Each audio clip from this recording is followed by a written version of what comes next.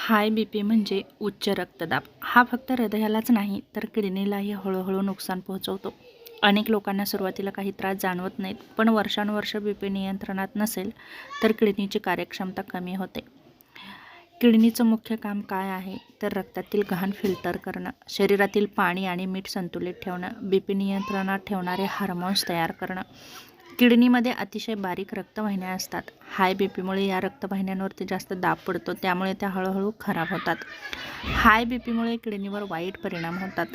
हाय बीपीमुळे किडनीतील नाजूक रक्तवाहिन्या कठीण आणि अरुंद होतात. यामुळे रक्तपुरवठा कमी होतो. किडनी नीट फिल्टर करू शकत नाही.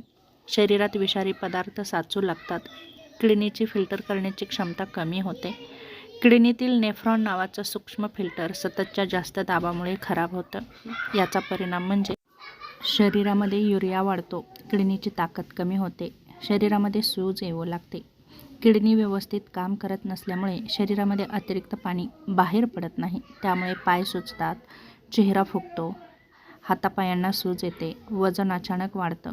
अशी लक्षणे दिसू लागतात तेव्हा समजायचं की आपल्या किडनीला त्रास झालेला आहे. लघवीमध्ये प्रोटीन जातं.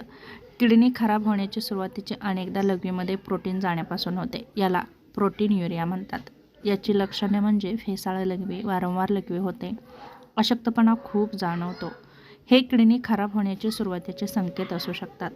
किडनी फेल होण्याचा धोका वर्षानुवर्ष बीपी नियंत्रणात नसेल तर होऊ शकतो आणि पुढे जाऊन किडनी जवळपास काम करणं पूर्ण बंद करते आणि डायलिसिसची गरज लागू शकते. हाय बीपीमुळे किडनी खराब होत असल्याचं लक्षण म्हणजे थकवा, भूक कमी लागणे, मळमळ, पाय सुजणं, श्वास लागणं यासारख्या समस्या निर्माण होतात आणि आपण खूप अस्वस्थ होतो. रात्री वारंवार लघवी लागते, चेहरा सुजतो, त्वचा कोरडी पडते. कोणत्या चुका किडनीचे नुकसान वाढवतात? जास्त मीठ खाणं, पापड, त्याचप्रमाणे लोणचं, वेफर्स, फास्ट फूड हे पदार्थ बीपी आणखी वाढवतात. बीपीची औषधं जर वेळेवर घेतली नाही तर त्याचा खूप त्रास होतो. म्हणून आज बीपी नॉर्मल आहे म्हणून गोळी बंद करणं हे खूप चुकीचं आहे. पाणी कमी पिणं ही खूप मोठी चूक आहे. शरीर यामुळे डिहायड्रेट झाल्यावर किडनीवर ताण वाढतो. वेदनाशामक गोळ्यांचा जास्त वापर, पेन किलर गोळ्या वारंवार घेतल्यावर किडनीचं नुकसान वाढू शकतं. त्याचप्रमाणे मधुमेहही नियंत्रणामध्ये नसणं. हाय बीपी आणि डायबिटीज हे किडनीसाठी अतिशय धोकादायक आहेत. यासाठी किडनीचं संरक्षण कसं करावं तर बीपी नियंत्रणामध्ये ठेवा. डॉक्टरांनी सांगितलेली पथ्य व्यवस्थित पाळा. दिवसभरात साधारण 5 ग्रॅमपेक्षा कमी मीठ घ्या. नियमित व्यायाम करा. दररोज 30 ते 45 मिनिटे नक्की चाला. वजन नियंत्रणामध्ये ठेवण्याचा नक्की प्रयत्न करा. यासारख्या गोष्टी जर केल्या तर बराचसा बीपी तुमचा कमी होऊ शकतो.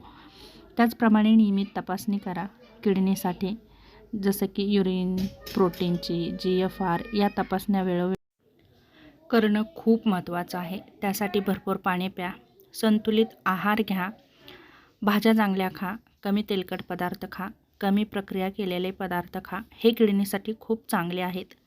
लक्षात ठेवण्यासाठी महत्त्वाची गोष्ट म्हणजे हाय बीपी हा सायलेंट किलर आहे, कारण तो पटकन आपल्या लक्षामध्ये येत नाही.